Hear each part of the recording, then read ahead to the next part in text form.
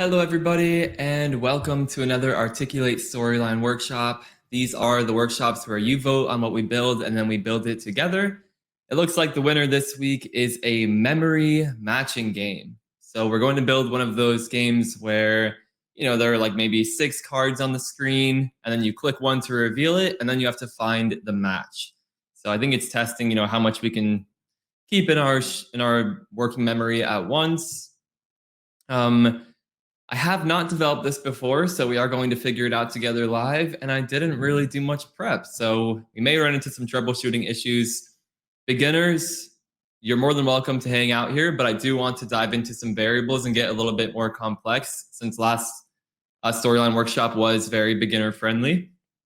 So try to follow along if you'd like. We're going to see where this project takes us, but I do want to get a little bit complex. So let's see what we can do here. And the recording will be available immediately afterwards. So if you do want to follow along and build it with the recording and pausing it as you need to, then that is a very solid option. So I'm going to share my screen and we will dive into it here. So here we are in Storyline. And also I'm going to keep an eye on the chat, but for those of you who are experienced, if you can help out people who have questions in the chat, that will be really helpful. But here we are in Storyline. The first order of business for me is always changing that slide aspect ratio. So if I double click on the slide, we'll dive into slide view. And I want a nice wide screen view. So we're going to go to the design tab and then story size. And then I want to change this to 1280 by, what do I do, 1280 by 720? We're not going to lock the aspect ratio, but this will work. And again, I'll be moving fairly quickly, so ask questions if you have them in the chat. And also, I feel like I should save this. So we're going to save this, and we will just call this Articulate Storyline Workshop, or Matching Game. Okay.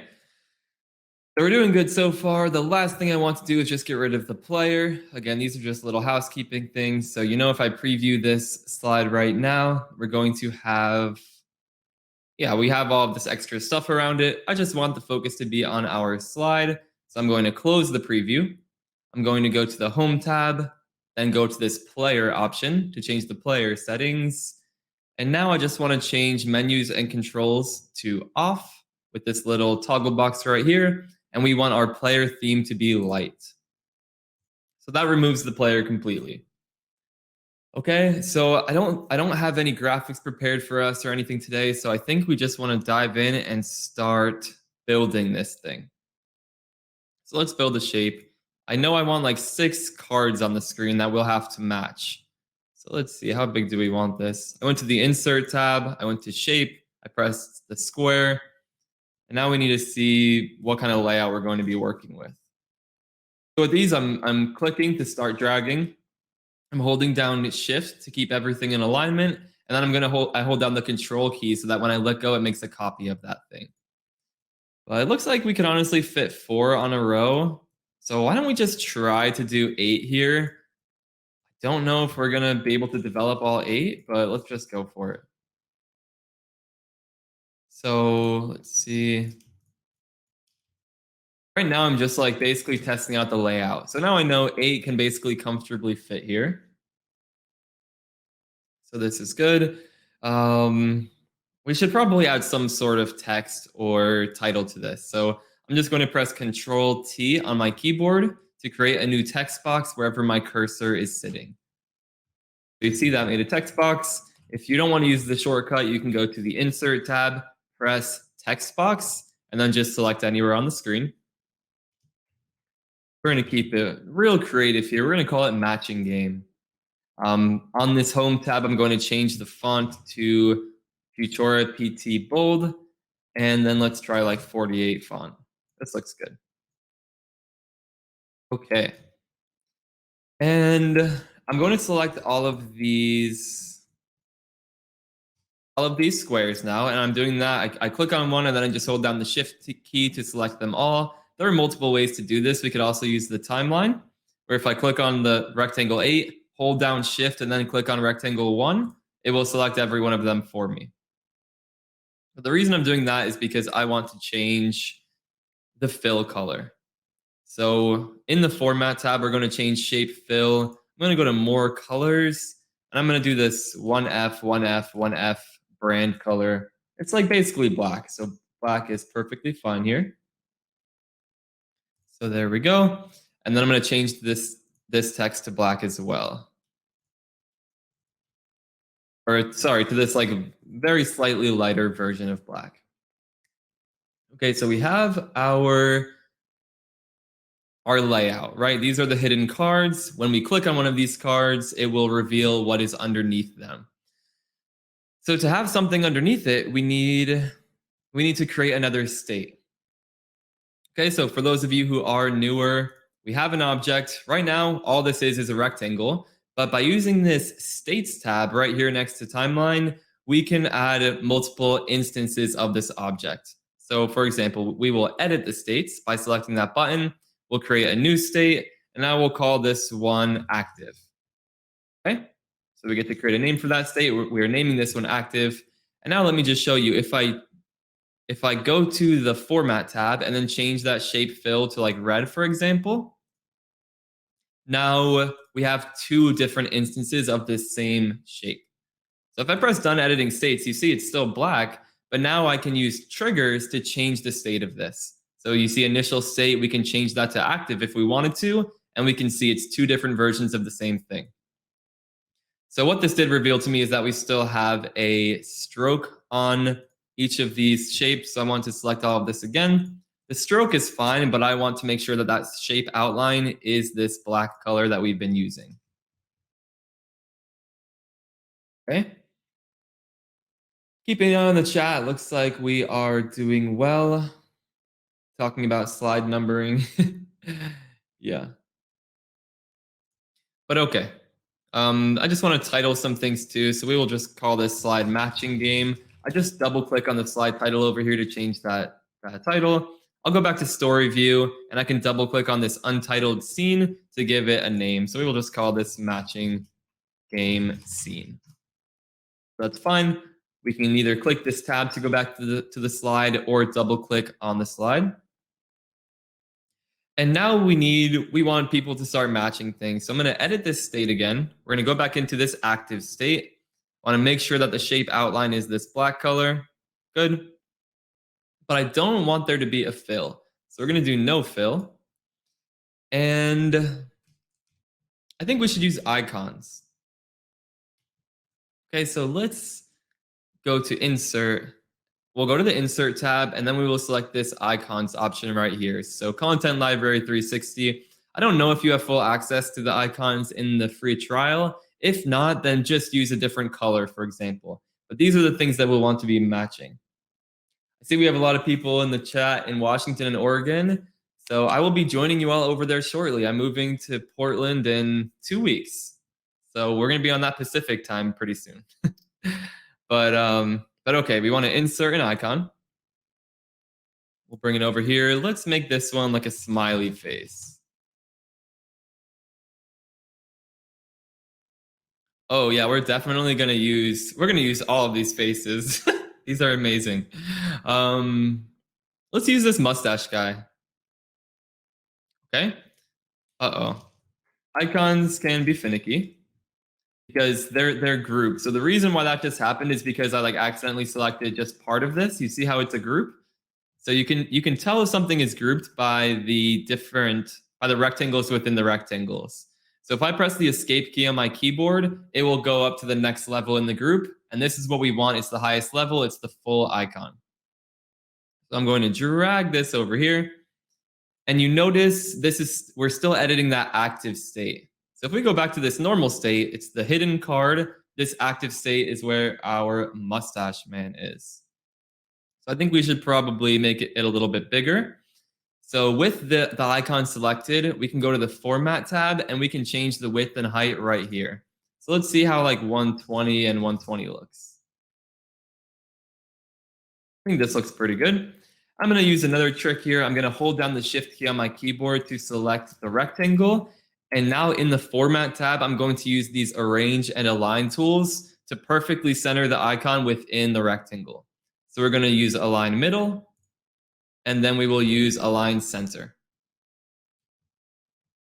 So you see how we did that? Align middle made sure that these little handles right here were perfectly aligned with those middle handles on the rectangle, and align center made sure that these handles were aligned with those center handles on the rectangle. So you see, it looks perfectly centered. I think we're gonna be done editing this state for now, and let me just show you how this is going to look. So I'm going to create a new trigger. So triggers, again, if you are new to Storyline, triggers are how you make things interactive. So in the triggers panel over here on the right, notice I have this rectangle selected. I'm going to press create a new trigger. So the action, that's what do we want to actually happen for this trigger? So we want to change the state of this rectangle to the active state. So I'm going to press on the action. It's going to show us all of these different options. We want to change state of, it will be rectangle 1 because I had a rectangle 1 selected when I created the trigger. But if you weren't sure, you can mouse over it and notice there's a red outline over whichever object you're hovering over.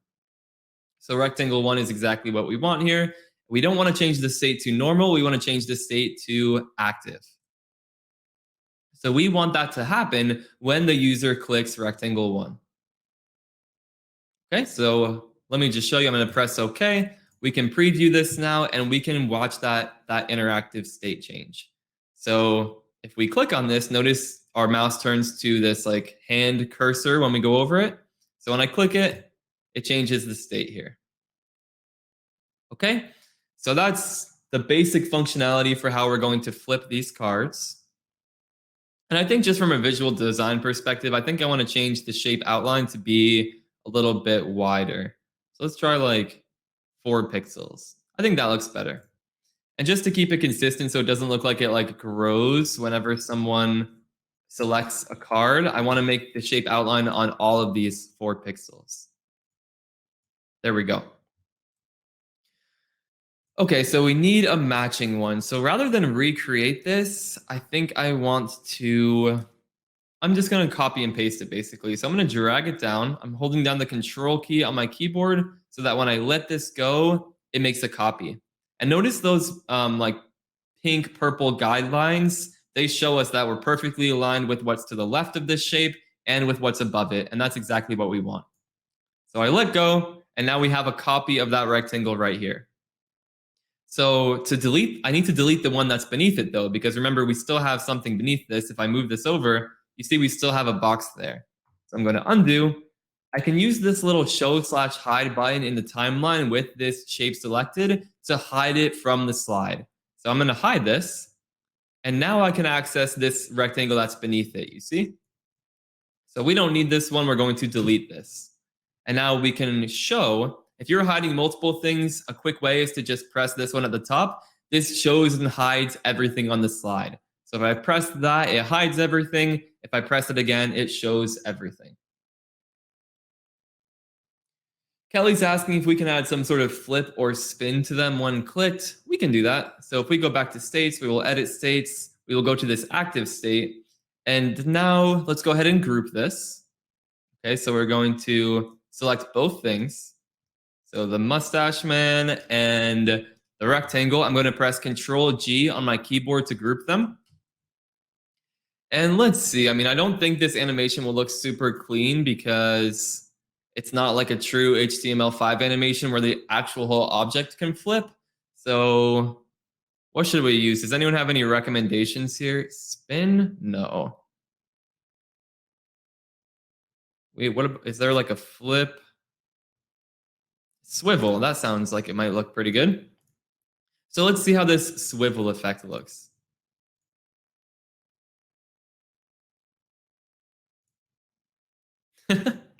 Okay, our icon.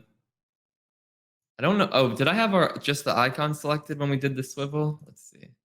No. No. So the swivel is on the whole card, but you can see like the card, it just seemed like our little icon was swiveling. 0.4 seconds. Yeah, it's not really working as intended. because we have the animation on the group as a whole, but the icon is swiveling. So I think I'm going to get rid of that. If anyone has ideas about how we can fix this and make it work on the actual... What if we... Yeah, it's not working as intended. That looks pretty good. 0.4 seconds. We can do that then. So let's do it on this one as well. We want to group both of these. Let's grouped. Now we can add that swivel effect, and we will do 0.4 seconds as well. Yeah, they are grouped, Demetrius, but storyline just isn't playing nicely within this state. But this is good. So I think we'll want to have some sort of score mechanism, right? We want to know how many tries it took someone to get all of these matches correct. So let's create a variable. So we will call this flips. Oh, sorry, let me move a little slower. So variables, right? This is how we can store dynamic information about what the user is doing, what they're entering, all that good stuff. Greg, I think I could save the group as a graphic and that would resolve it, but I think we're gonna hold off on that because we have a lot of ground to cover. But that would work. It definitely wouldn't only be doing the face if we had it as a single graphic. So good troubleshooting suggestion. So I'm going to press the variable manager over here to create a variable. And we want to create a variable called flips. So that will be the number of times that someone has flipped one of these cards. Okay, and we'll make that a number variable, of course, starting at 0.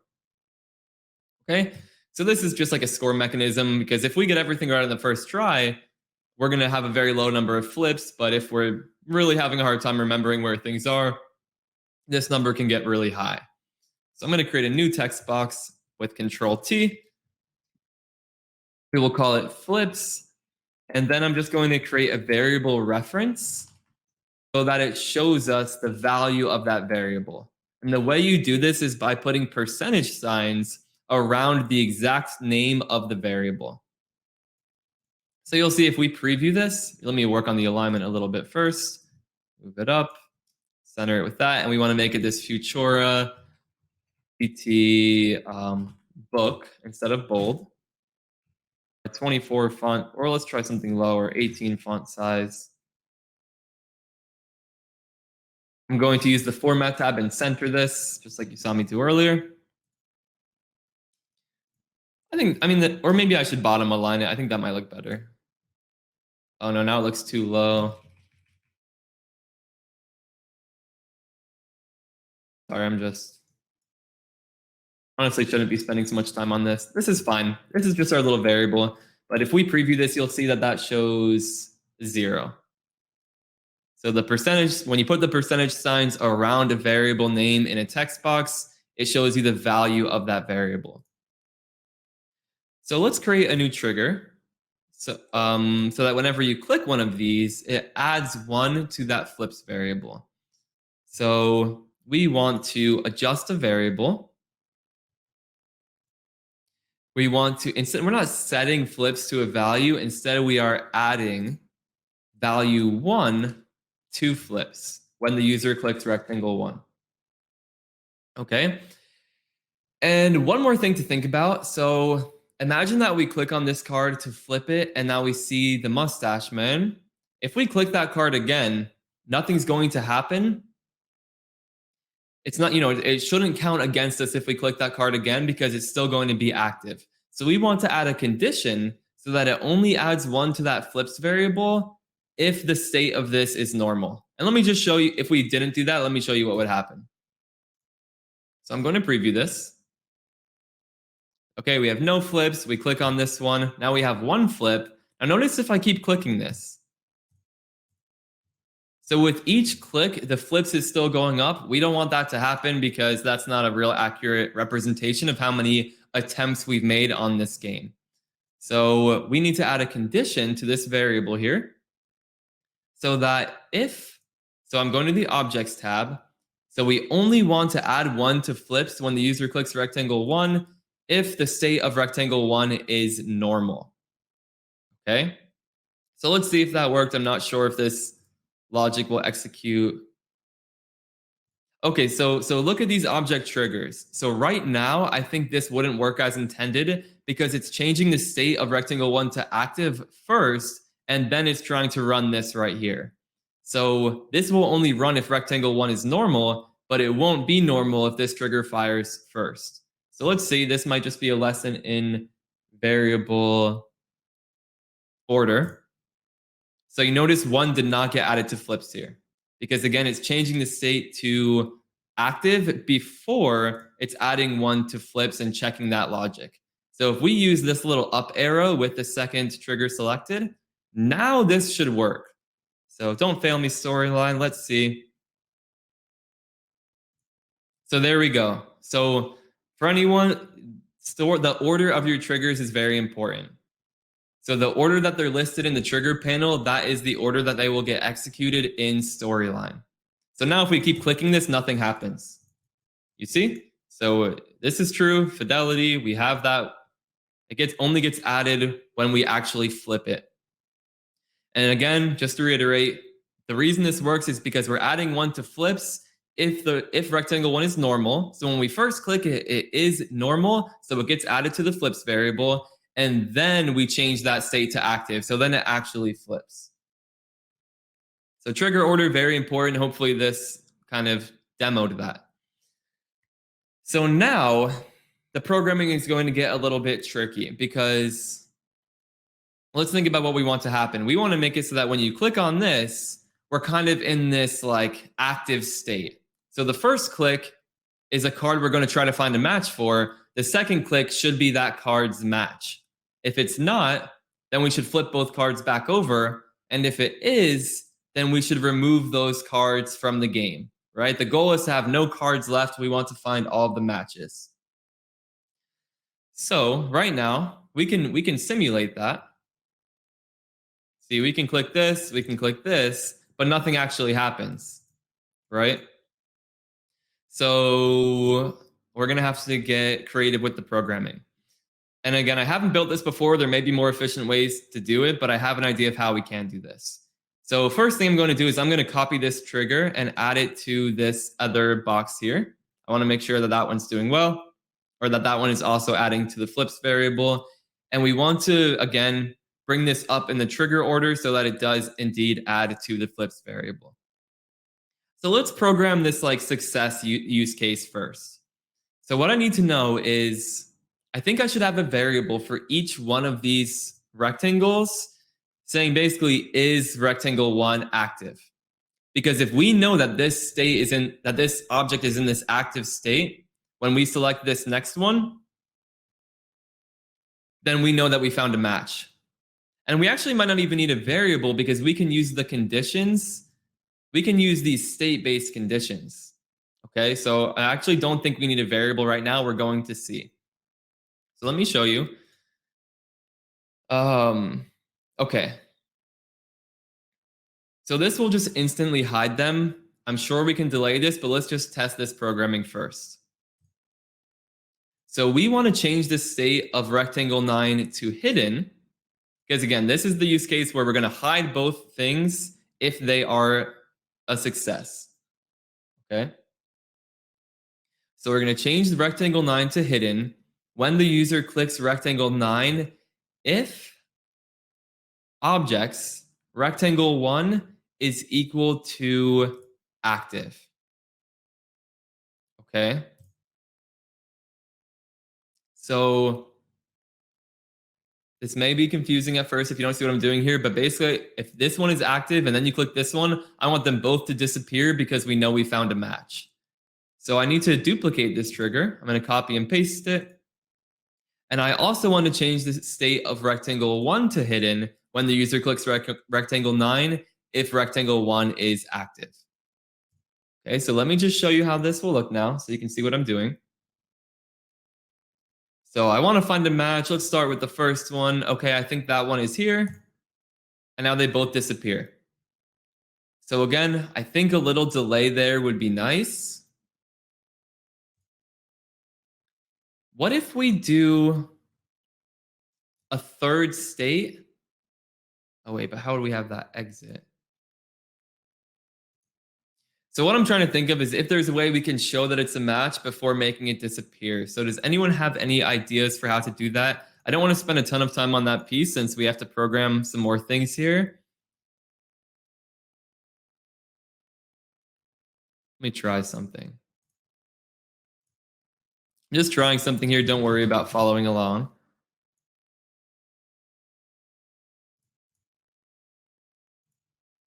That's not going to work.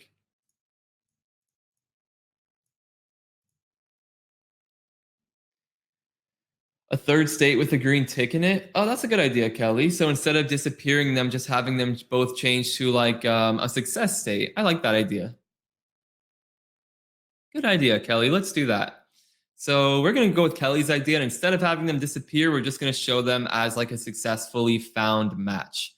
So I'm going to go into this first rectangle. We're going to edit the states. And I want to duplicate this active state right here. So I will press duplicate state. We will call this success. And now we want to add a little icon. Or how about we make like, what if we just made it turn green? Well, I don't know if that's super accessible. Let's go with icon check mark.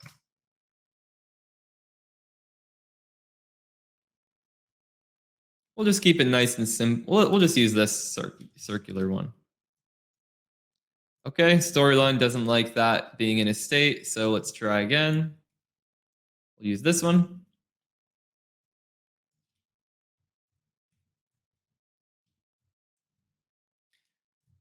Okay, we'll just do it what, like in the bottom right here? Should we do it centered?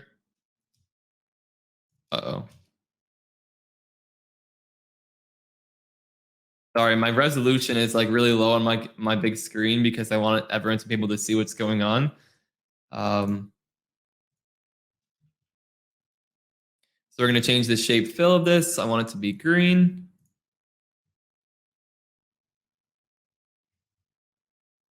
Oh yeah, or I could just leave them there, Lisa. That would work. Maybe that would have been the most effective thing. I probably should have just done that. But here we go. We're just making it more complicated for fun. So we did that one. Now we need to add this success state here. And again, someone suggested doing the format painter. So I don't use this a ton. What do we do again?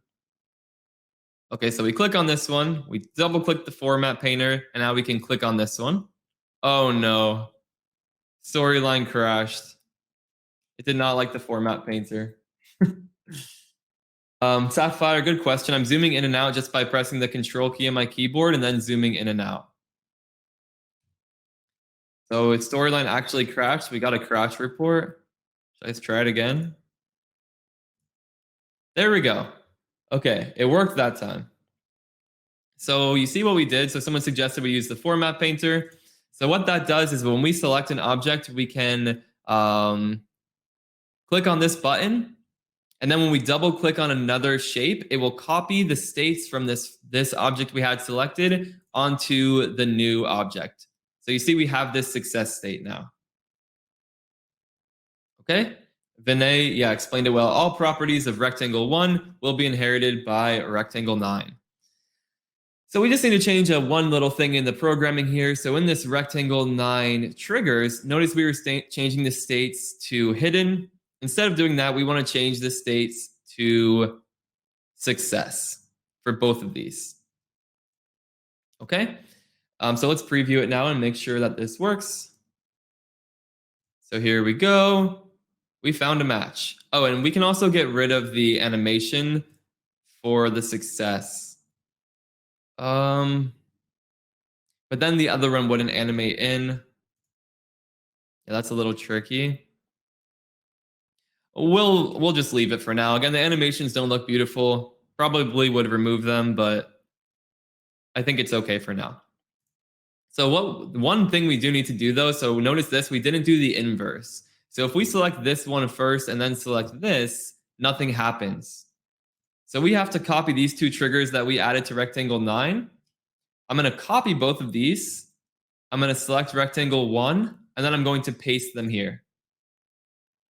So now we want to change both of these. We want to change rectangle 9 to success.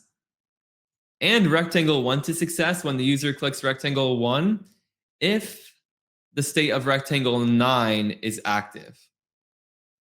So we just did the inverse of what we had already done. So if this one is selected first and this one's active and then they select this one, we want to change both of those to that success state. So there we go. There we go. This one did not go as it was supposed to. So, oh, it's because we have this trigger right here. Change state of rectangle 1 to active when the user clicks rectangle 1. So we're clicking it, it's changing it to active. Why did this not happen the other way around?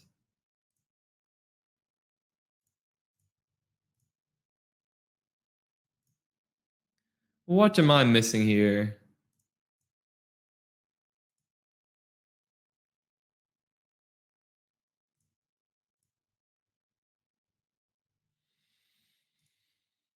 Hmm.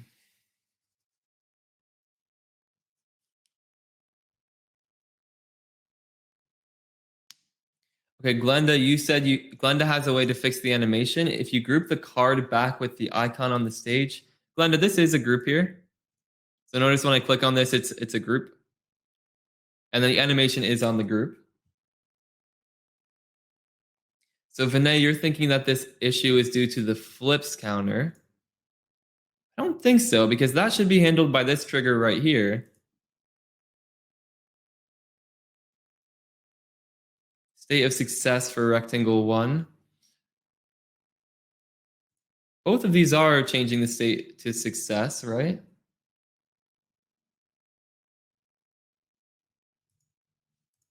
So like if we disabled this,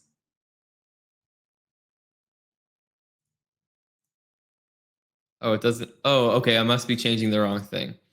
Change rectangle 9 to success, change rectangle 1 to success.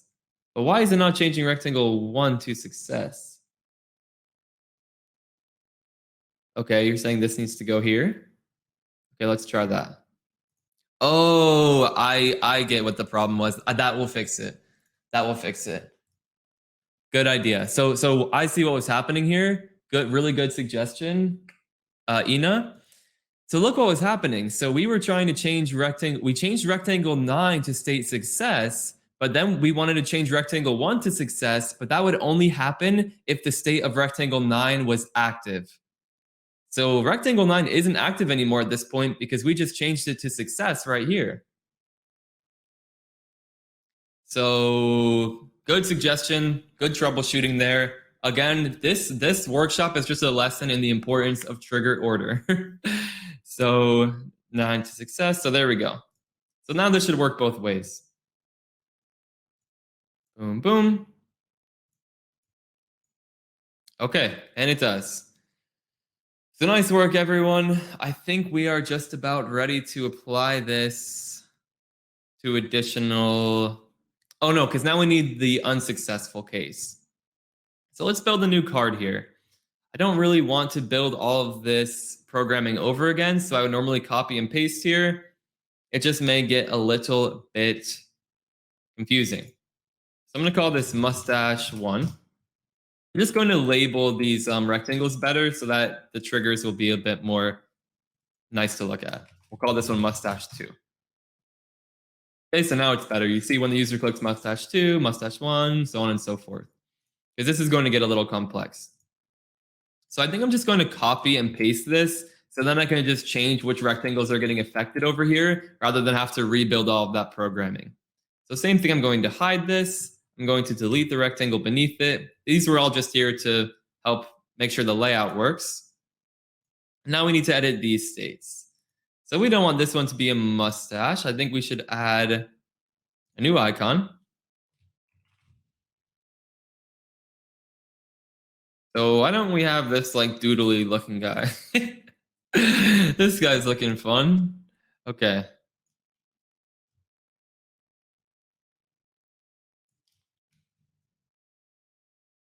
So there we go. So we need to get rid of the one beneath it. So this is something else I do. You notice I'm just like lining it up here. A good way to deal with this is I'm going to send this to the back. Because notice we don't have a timeline where we can show and hide these. So I'm going to send to the back. And now when I click off of it, if I click back in, it should be the mustache guy. I'm going to press delete. His mustache was left behind. I will also delete that. Animation. So now we don't have that group anymore. So I'm going to, oh, the rectangle is behind the face or in front of the face. So I need to send that to the back. Now I should be able to select the face. There we go. We will group this and we will add this 0.4 second swivel animation. Okay, so for success, we need to bring this guy over. You know what? I think I'm gonna avoid doing the animations. I think that's just gonna add time here. You see how we could do it, but I don't want to have to group these. So I think we're not gonna use the animations. Okay, so let me ungroup this. I want to get rid of this face. I want to copy this. And I want to paste it. Oh no. We need to get the whole face. There we go. And remember, I use the escape key to like escape up to a higher level of the group. Okay, so we have our states worked out here. Looks like there's a little pixel gap in his head on this one for some reason, and his eyes, but we're not going to dig too deep into that right now. So let's call this one Doodle 1. And where should we hide Doodle 2? Maybe we hide Doodle 2 over here. Hide this, delete what's beneath it, and we will call this one Doodle 2. So now instead of doing all of this programming all over again, let's just take a look at this and see how much easier it is to change. So we want to add one to flips if the user clicks Doodle 1 when it's normal. Yes. We'll change Doodle 1 to active when it is clicked. Yes, that's good. Change Doodle 1 to success when they click Doodle 1 if the state of Doodle 2 is active. And change the state of Doodle 2 to success when the user clicks Doodle 1 if the state of Doodle 2 is active. So notice I'm just swapping things out now. We don't have to program everything all over. That's one of the benefits of doing all the programming on one thing first before moving on to the next. And we still have more to do. We need to do like the unsuccessful case to flip things back to the hidden state, but we will work on that right after this. So I just need to change the programming here. So this is Doodle 2. Good, good. If Doodle 1 is active.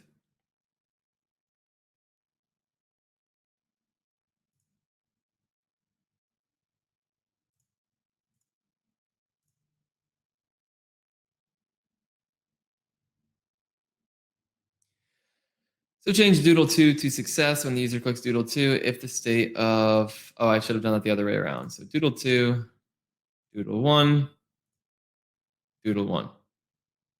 Okay, let's see if I did that correctly. So boom, boom. Okay, good. And then if we do the inverse, that also works. Okay, and then there we go. Let me get rid of the animations in these guys. Just because I don't like how it reanimates in and I don't want to add more programming for that right now. I want to get this game working.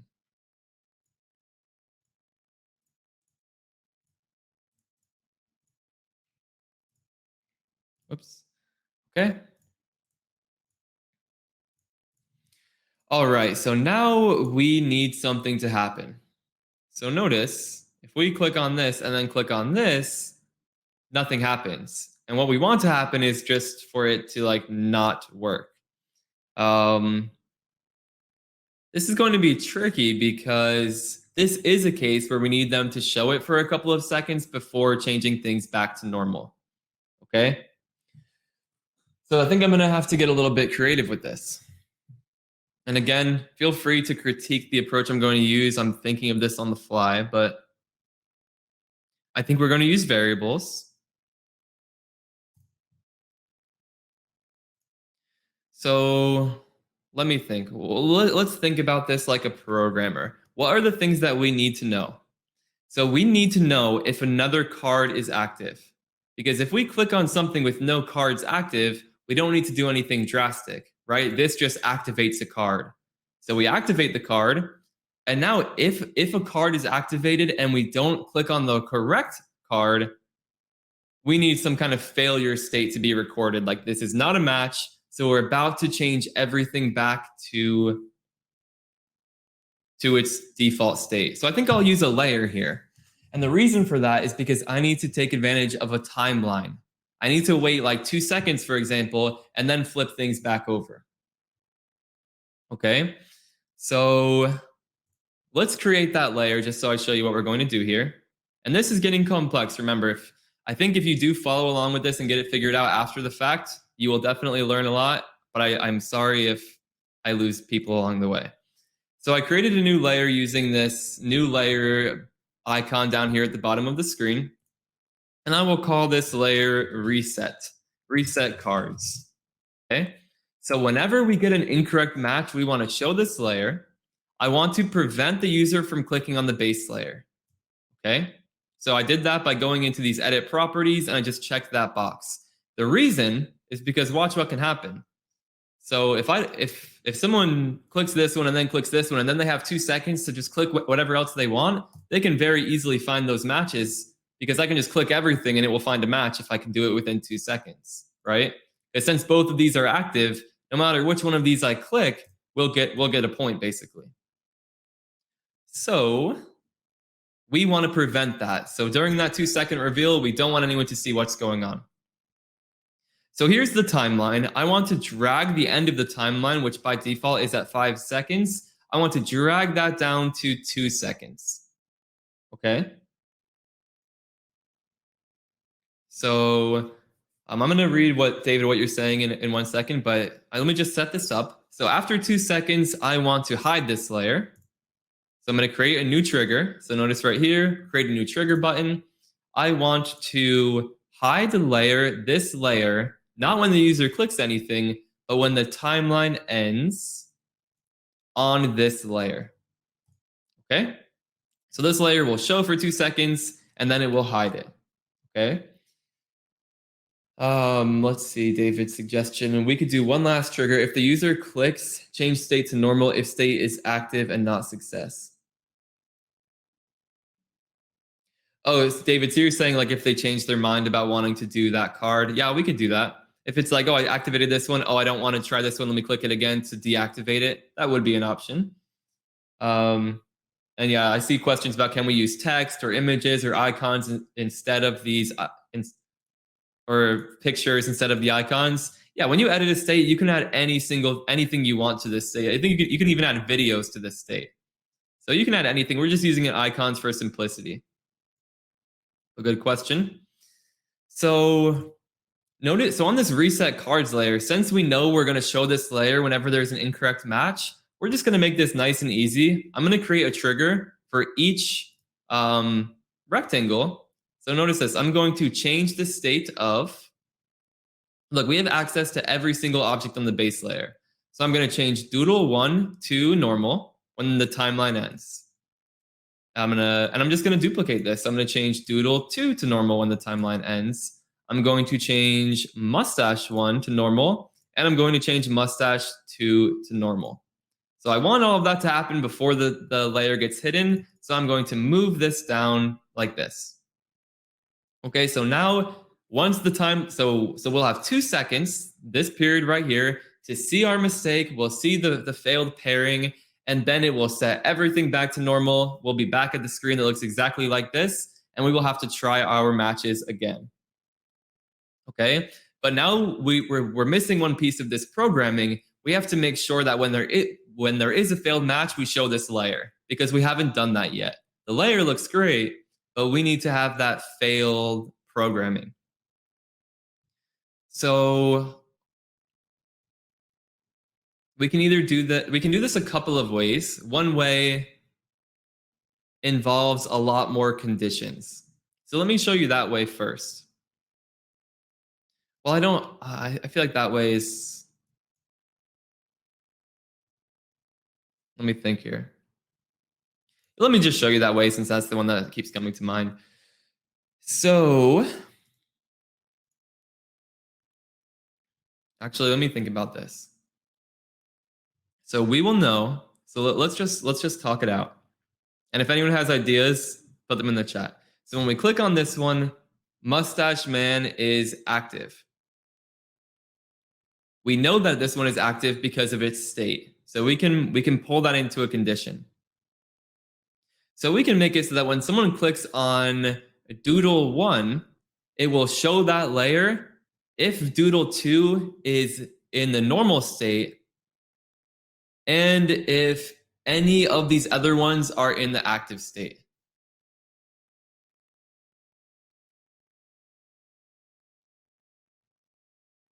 But I want to think if there's a more concise way to do it. Like what I keep trying to think of is there a way where we can make one variable like is card active variable? So then if any card is active, whether it's this one, this one, this one, this one, this one, anything, we'll have an is card active variable go from false to true.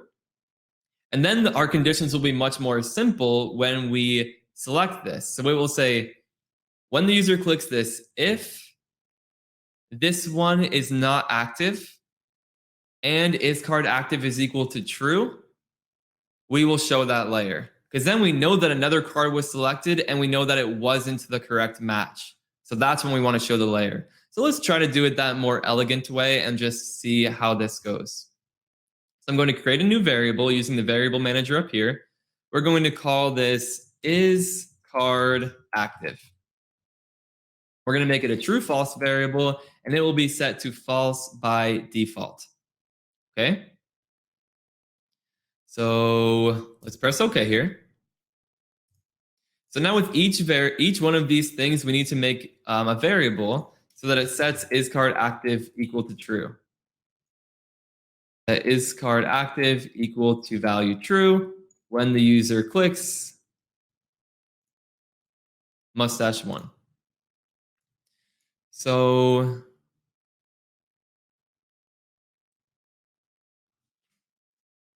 this will set it equal to true.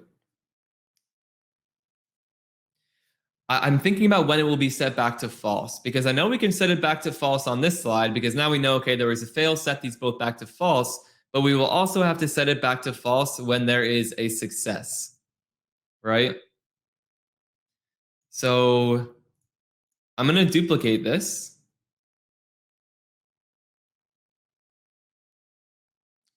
The matches are displayed, so watch. When there's a match, we have the card show up.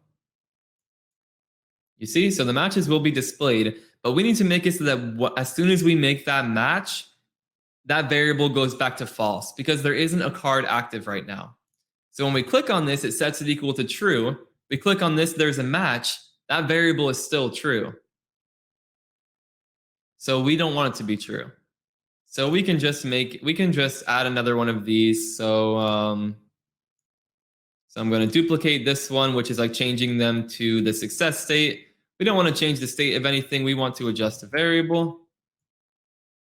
We want to set is card active equal to false when the user clicks mustache 1 if mustache 2 is active. Okay? So then same thing. Let me just duplicate that trigger. So I'm just making it so when we do find a match, we set that variable back equal to false.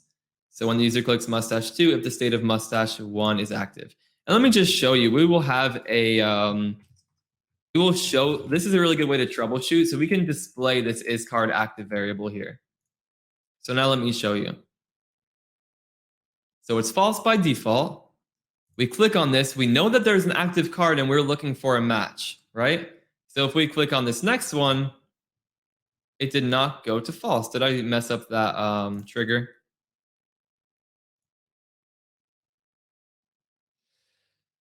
Oh, okay. It's because of this order again. So I need to move this up a bit in the order because I change it to success. So let me just move that up in the stack. Same thing with this one. We'll bring this one up. We want to make sure that it's setting it to true before it's setting it back to false if there is a match. So now this should work. So let's test this. Okay, so it's false. It changes to true. We're looking for a match.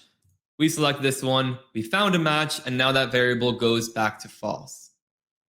Okay, I know it's getting complex here.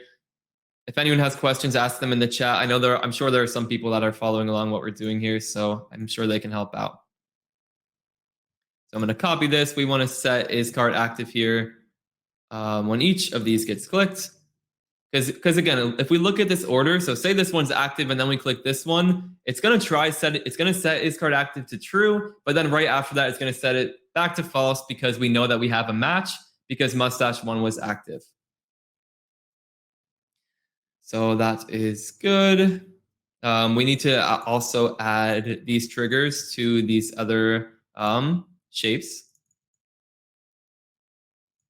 So there we go. So now we'll always know when a card is active. We're getting close here, so hang in there with me. I know we have like 8 minutes left, but I think we will be able to get these 4 finished up and maybe answer any questions if people are feeling confused. So now we just need to set these back to false. So I'm going to copy a trigger from here. So we're setting is card active to false when those conditions are met. I'm going to paste this here, move it up in the stack to right after where we're setting it to true. And this is doodle 1. So I want to change it to false when the user clicks doodle 1 if doodle 2 is active. And then we're just going to do the inverse for doodle 2. Okay, set is card active to false when the user clicks doodle 2 if doodle 1 is active. So let's test this out here.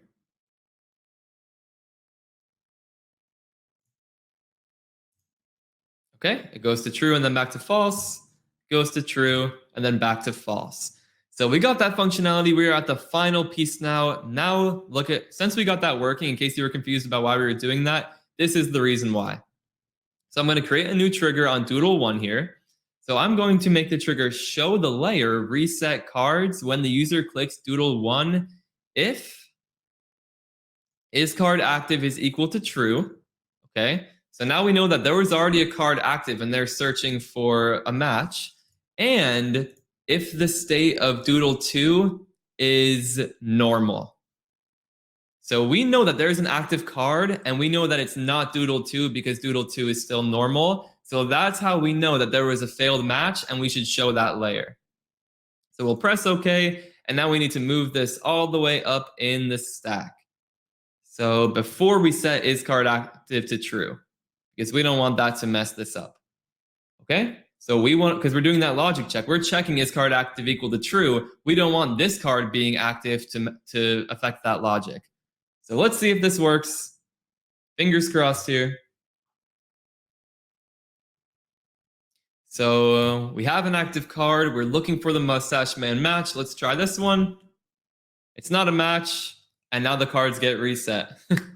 We did it. So let me just set this up for these other objects. So this one is mustache 2. Let me paste this. We'll move this all the way up above where we're setting is card active to true. And we will do this if there's an active card and mustache 1 is equal to normal. Because that means that they didn't flip this one, but there's a different active one. So I'm just going to paste again, move this to the top. We're going to show reset cards if is card active is equal to true, yes, and the state of doodle 1 is normal. And then we just have to do this one more time. Move this to the top. And if the state of mustache 2 is normal. Okay? So this got complex. Yeah, probably not something you want to do on the fly like I'm doing here. But let's see how this works. So we're looking for the other mustache man. We did not get it. And we got reset. We're looking for the mustache man. Oh, wait. Something messed up there. So we press this. Nothing. Oh, we don't set it back to false. So here's what we need to do. So we need to adjust a variable. So we need to set is card active back to false. Whoops. When the timeline starts on this layer. Right? because we already, we just tried to do a match. It didn't work. So there's not going to be an active card once this is done. So now let's preview this. Okay, so looking for a match for this guy. This is not it. Oh wait, it's still true here though. You notice this?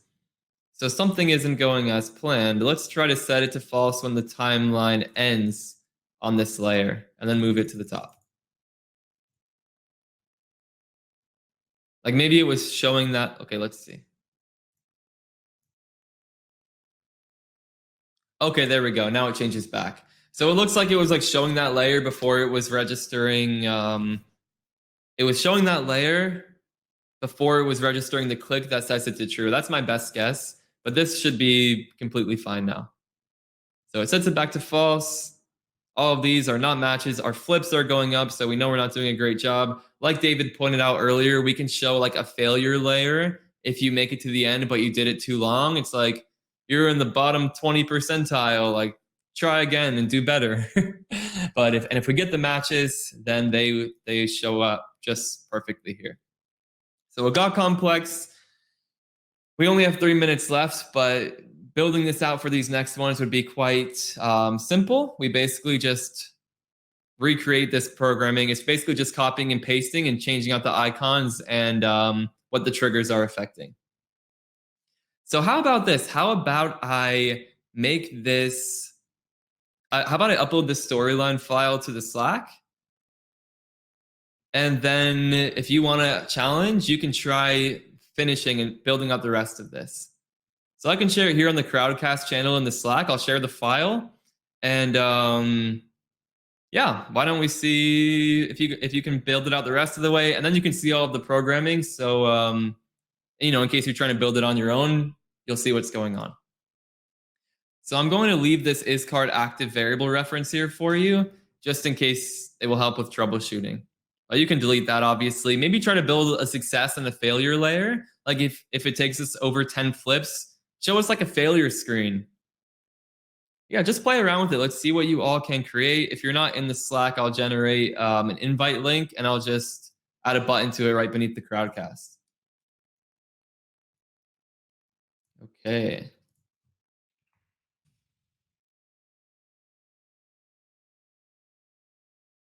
Okay, so now there should be a button right beneath this that says join Slack. Again, I'll share it in the Crowdcast channel. We'll see what you all can do. I know we're bouncing all over the place. Last week, the session was like really beginner friendly, I felt like. And here we got to get really deep into the weeds with the triggers. And we figured it out on the fly. So may have been a little nervous, but we got through it. So nice work. Thank you all for helping out in the chat here. Are there any final questions? Steve asked if we can randomize the location of the icons. Yeah, that would be possible, Steve, but it will take a lot more triggers and a lot more conditions. So if you want to like super challenge yourself, try to do that. But possible, but Storyline is not the best tool for that. Daniel, I don't think there would be very much of a difference doing this in Storyline 3. Okay, well, thank you, everyone. That is a wrap. This will be on YouTube in a couple of weeks if you prefer that platform. And yeah, if you run into any trouble, just ask questions on the Slack and we'll be able to help you out with that. But I will see you all soon. Bye-bye.